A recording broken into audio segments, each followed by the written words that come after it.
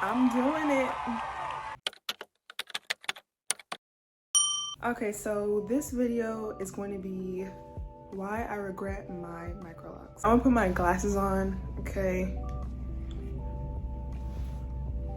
It just goes with the vibes, I guess. Drop my phone. Okay, so my first reason, I've stated this reason, like I've done this like 3 times by now.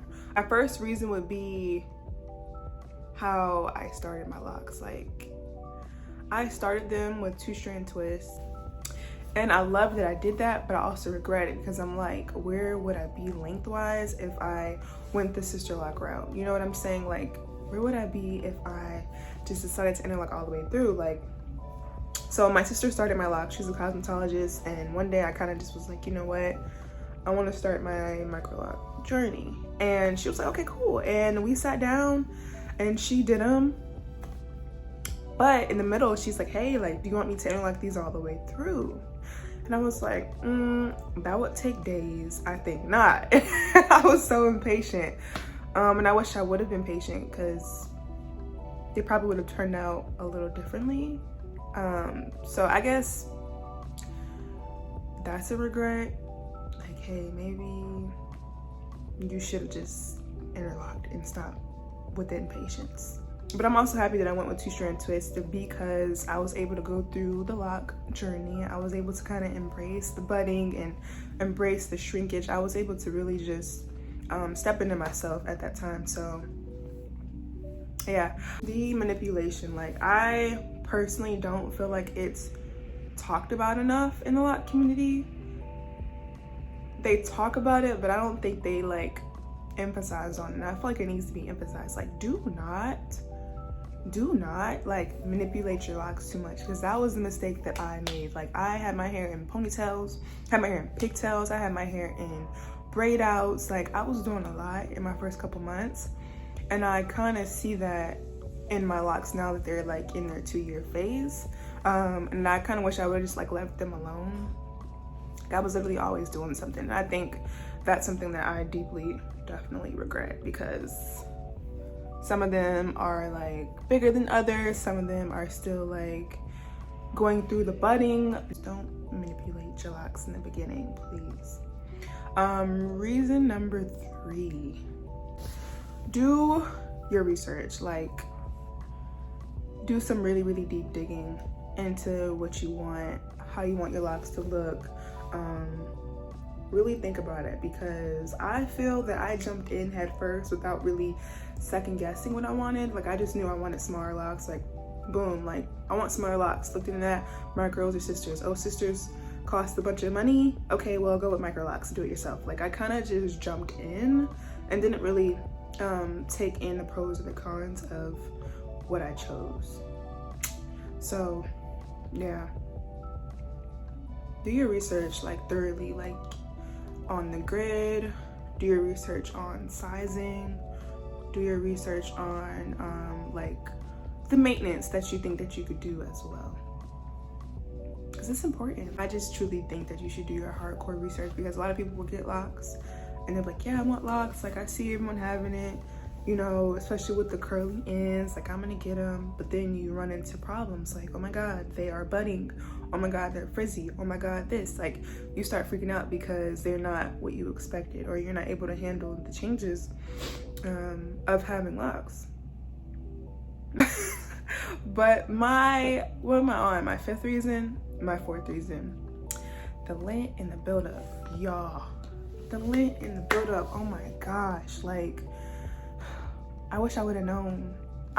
Before I did this video, I was picking lint out of my locks.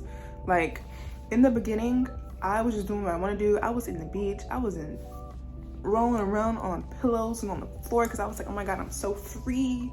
Like, I was like, I'm so free, and like, yes, do what you want to do. And I completely forgot about the factor of lint and buildup. Let alone when I was manipulating, I was putting gel in my locks. Y'all. Gel in my locks. Like, not the lock gel, not the normal gel. I'm talking about like, not the pomade, but I'm talking about like Eco Styler. I should have been in lock jail. I should have been in lock. I should have been incarcerated. Like, that's crazy. There are parts of my locks that have built up in it because during that time, I was put in jail in my fucking locks. Don't do it. Like, be so for real. And then the lint, I recently started brushing my locks in my first year of them maturing. So once they matured, I started brushing. So that did kind of help. But at the same time, like, you tend to forget about your jackets, sweaters, especially like around the winter time. Like, or if you want to wear a hat, like there's so many things that could potentially bring you lint and build up without you even realizing it. So I would say definitely pay attention to that when you first start. Pay attention to that. Like, it could come from anything though. That's the scary part about it. Like, you can look up and be like, why the fuck do I got dog hair and lint, all types of stuff in my hair? Like, just from the wind blowing. But anyway, I would say definitely just be really precautious about the lint and build up, because it also can cause breakage within your locks. Yeah, this is a big one. So for me, again, like I said, like my sister, she started my microlocs from 2-strand twists, and in the beginning she was maintaining them for me. Like my first couple reties, she was like, I got you. Like, she was doing it, and I was like, great, you know, like, thank you so much. And over time, she's like, girl, you need to do your own hair. Like, I will teach you. And I'm like, oh my God, oh no. Like, I'm not a do your hair type of girl. I ain't even gonna hold you. Like, when I had my natural hair, it would be a twist out, braid out, fluff it and go. Like, it would be a bun for days. Like, I never was that girl to sit here and do my hair, honestly. Or it was braids. But now that I have locks, it's like, oh my God, like, I gotta learn how to do it myself. So the upkeep of my locks began to stress me. I'm like, my roots are beginning to tangle together. I don't know what I'm doing. Somebody help. She ended up teaching me how to do it.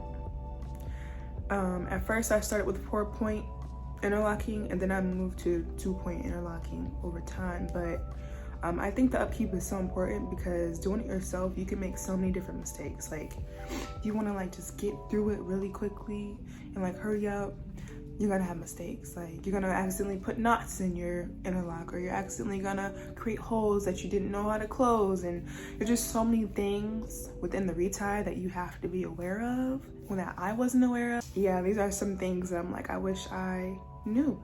Like, things that I kind of regret. Like, damn, like, I didn't have no mentor to help me. YouTube wasn't doing enough when I first started, you know? And those are my reasons why I regret my microlocs. I do love my microlocs. I adore them. I wouldn't trade them for anything. Like, they're a part of me at this point. So I hope this video helps you take some note and precaution of what not to do on your journey. And definitely stay tuned for more videos. Thank you so much for supporting me. My name is Stacia.nylyn. Subscribe and like. Thank you so much for watching.